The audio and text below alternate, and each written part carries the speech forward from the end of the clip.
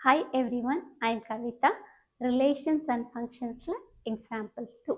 Let T be the set of all triangles in a plane with R a relation in T given by R equal to T1, T2 such that T1 is congruent to T2.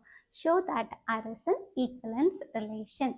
In the sumல Tன்றது என்னன்னா set of all triangles. T1 is congruent to T2 அப்படின்னு இருந்ததுன்னா T1, T2 belongs to R. இதுதான் relation. இப்போ நீங்கள் என்ன சொல்லணும்? R வந்து equivalence relation அப்படின்னு சொல்லணும். ஸோ இப்போது ஏன்ற ஒரு செட்டில் ஆர்ன்ற ஒரு ரிலேஷன் எடுத்தோன்னா அந்த ரிலேஷனை ஈக்குவலன்ஸ் ரிலேஷன்னு சொன்னோம்னா அது ரிஃப்ளெக்சிவாக இருக்கணும், சிமெட்ரிக்காக இருக்கணும், டிரான்சிட்டிவாக இருக்கணும். ரிஃப்ளெக்சிவ்னா என்ன பண்ணணும்? A, A belongs to R for every A belongs to A. Symmetricனா A1, A2 belongs to R அப்படின்னு எடுத்தோன்னா A2, A1 belongs to Rன்னு வரணும். Transitivனா A1, A2 belongs to R, A2, A3 belongs to R. இது ரெண்டும் எடுத்தோன்னா A1, A3 belongs to Rன்னு இருக்கணும். So இந்த relation ஆரில் reflexive, symmetric, transitive மூணு இருந்துச்சுன்னா அந்த ரிலேஷனை ஈக்குவலன்ஸ் ரிலேஷன் அப்படின்னு சொல்லலாம். இப்போது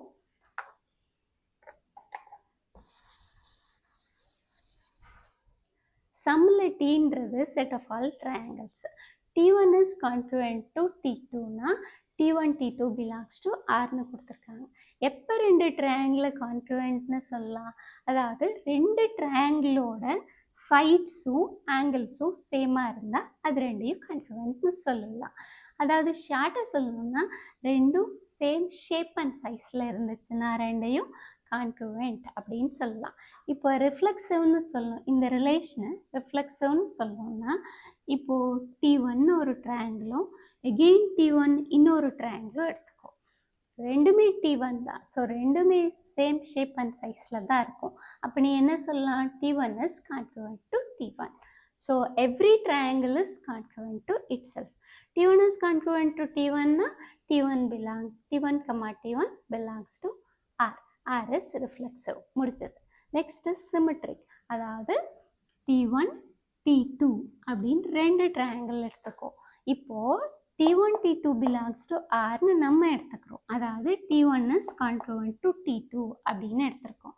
அதாவது T1 is congruent to T2னா T1ம் T2வும் சேம் ஷேப் அண்ட் சைஸில் இருக்குது அப்படின்னு அர்த்தம். அப்படின்னு என்ன எடுக்கலாம்? T2 is congruent to T1ன்னு சொல்லலாம். So T2, T1 belongs to R. So R is symmetry. Next, transitive. If T1, T2 belongs to R, T2, T3 belongs to R அப்படின்னா T1ம் T2வும் Rல இருக்கணும்னா T1 is congruent to T2. T2, T3 belongs to Rனா T2 is congruent to T3. அதாவது T1ம் T2வும் same shape and சைஸில் இருக்குது. T2வும் T3யும் same shape and சைஸில் இருக்குது. அப்போது நீங்கள் என்ன சொல்லலாம்? T1ம் T3யும் சேம் ஷேப் அண்ட் சைஸில் இருக்குது அப்படின்னு சொல்லலாம். So T1 is congruent to T3. So T1, T3 belongs to R. So R is transitive. இங்கே Rன்ற ரிலேஷன் ரிஃப்ளெக்சிவாக இருக்குது, சிமெட்ரிக்காக இருக்குது, டிரான்சிட்டிவாக இருக்குது. மூணுமே இருக்கனால R is an equivalence relation.